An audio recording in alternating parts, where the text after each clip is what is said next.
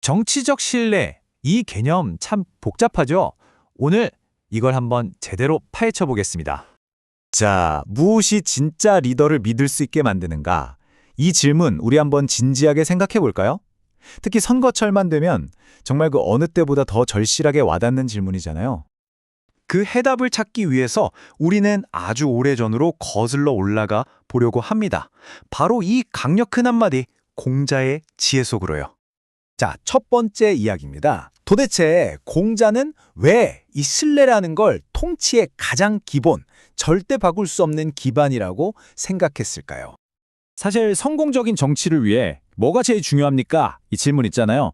놀랍게도 이게 2000년도 훨씬 전에 공자의 제자가 스승한테 던졌던 질문이랑 똑같아요. 그때 공자가 제시한 답이 바로 이겁니다. 나라를 제대로 이끌려면 세 가지가 꼭 필요하다. 첫째, 먹을 게 풍족해야 하고, 둘째, 군대가 튼튼해야 하고, 그리고 마지막으로 백성들의 믿음이 있어야 한다.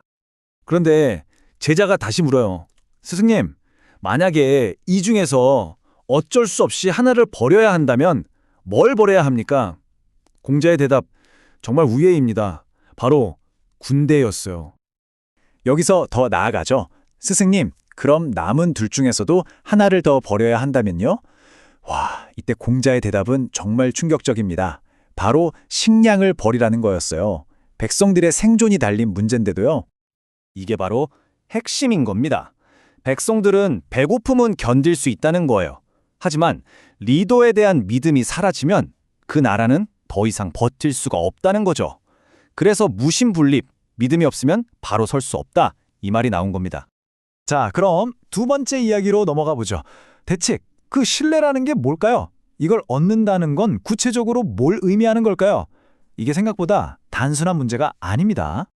보통 신뢰라고 하면 약속 잘 지키는 거 이렇게 생각하기 쉽잖아요? 근데 신뢰의 진짜 본질은요, 사실 그거보다 훨씬 더 깊은 곳에 있어요. 자, 보세요. 신뢰는 상대방이 내가 기대한 바를 저버리지 않을 거라는 믿음이에요. 여기서 제일 중요한 단어, 눈치채셨나요? 믿음도 약속도 아니에요. 바로 기대입니다, 기대. 이게 무슨 말인지 제가 아주 쉬운 이야기 하나로 설명해 드릴게요. 생일 저녁 식사 이야기입니다. 자, 상상해 보세요. 동료가 생일이라고 저녁 먹자고 해요. 분위기 좋은 레스토랑에서 정말 멋진 식사를 했어요. 아, 이 사람 참 고맙다, 이런 생각이 들겠죠? 그런데 계산서가 나왔을 때 진실의 순간이 찾아옵니다. 동료가 이러는 거예요. 총 10만 원 나왔네? 5만 원씩 내면 되겠다? 자, 여기서 생각해 봅시다. 그 동료가 약속을 어겼나요? 아니죠. 그냥 저녁 먹자고 했지 사주겠다고는 안 했어요. 하지만 기대를 저버렸나요? 네, 완전 그렇죠. 생일이니까 당연히 사주겠지라고 기대했잖아요. 그래서 신뢰가 깨진 건가요? 당연하죠. 바로 이겁니다. 신뢰는 약속이 아니라 기대의 문제라는 거. 자, 세 번째 이야기로 가볼까요? 그렇다면 이 신뢰는 언제 가장 큰 시험에 들게 될까요? 모든 게 평화롭고 잘 풀릴 때? 절대 아니죠. 옛말에 이런 말이 있습니다. 거센 바람이 불어봐야 비로소 튼튼한 풀을 알 수 있고, 세상이 어지러워져야 충신을 알아본다. 결국 사람의 진짜 모습, 리더의 진짜 모습은 위기의 순간에 드러난다는 뜻이죠. 그러니까 위기는 그냥 힘든 시간이 아니에요. 오히려 리더에게는 자신의 원칙을 온몸으로 증명하고 사람들의 마음속에 영원히 남을 신뢰를 얻을 수 있는 단 한 번의 가장 큰 기회인 셈입니다. 자, 이제 마지막 네 번째 이야기입니다. 아주 중요한 질문이 남았어요. 그렇다면 리더는 대체 누구의 기대를 충족시켜야 하는 걸까요? 이 질문에 대해 철학자 관중은 이렇게 말했습니다.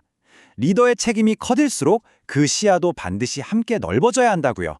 무슨 말이냐면 집안을 다스리던 방식으로는 마을을 다스릴 수 없고, 마을을 다스리던 방식으로는 나라 전체를 이끌 수 없다는 겁니다.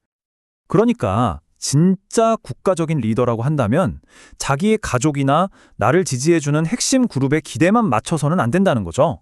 그 원을 넓혀서 국가 전체의 기대를 품을 수 있어야 한다는 겁니다. 결국 천하를 얻으려면 사람들의 마음을 얻어야 하는데, 그러려면 내 편, 네 편 가르는 좁은 생각에서 벗어나야 한다는 겁니다. 그래야만 모두의 신뢰를 얻는 리더가 될 수 있다는 거죠. 자, 이제 여러분께 마지막 질문을 던져봅니다. 여러분은 한 리더를 볼 때 그 사람이 내세우는 화려한 약속에 주목하시겠습니까? 아니면 그 사람이 과연 누구의 기대를 채우기 위해 움직이는지를 보시겠습니까? 아마 이 질문을 마음에 품는 순간 리더를 바라보는 우리의 시선은 완전히 달라질 겁니다.